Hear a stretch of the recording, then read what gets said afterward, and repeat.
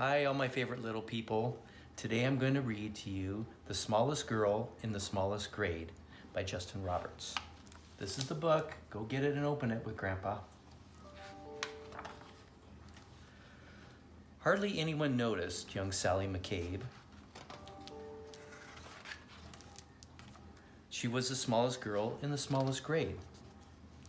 Sure, her name could be heard in the daily roll call, and she marched with her books down the same school hall.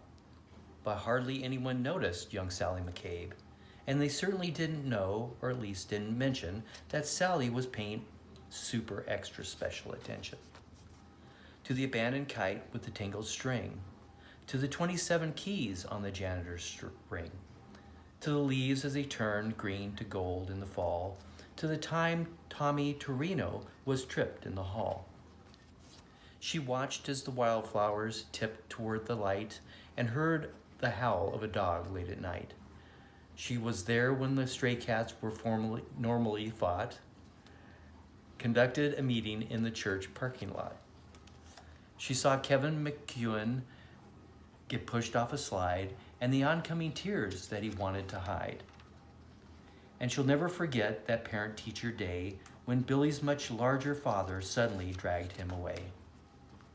But through all the mean words and all the cold stares, no one even noticed that Sally was there. And they certainly didn't know, or at least didn't mention, that Sally was paying super extra special attention.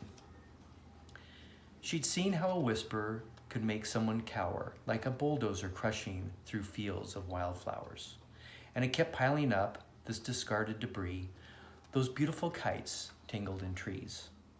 So on February 3rd at 11:29, Sally stepped straight out of the lunchroom line.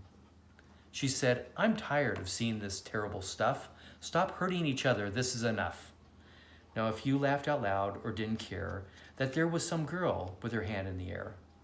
But then something super extra special happened that day as Howard O. Henry suddenly set down his tray. Like waves rolling in one after another, first Molly rose up, then Michael's twin brother. It was Tyrone and Terrence, then Amanda and Paul, who pushed out their chairs and stretched their arms tall. From the friendly lunch lady with the dishes she carted, to that new third grade teacher who had only recently started.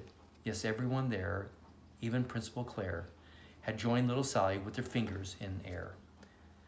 And though hound dogs were destined to howl at night, and most stray cat meetings would end up as fights, and kites would continue to get stuck in trees, they all felt for a moment like the janitor's keys, fastened together with a heavy steel ring that held all the secrets to unlock everything.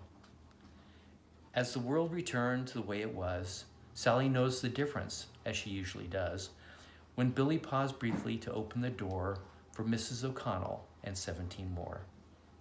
Or when Molly scooched over to make some space on the coral riser for Ellen and Grace, these moments that often get taken for granted, a wildflower appearing that no one had planted. The swings soon resumed their rhythm and sway, and day turned to night and night turned to day. People remembered and would quite often mention that Sally had been paying a super extra special attention, and how the world could transform and a change could be made by the smallest girl in the smallest grade. The end. I hope you liked it.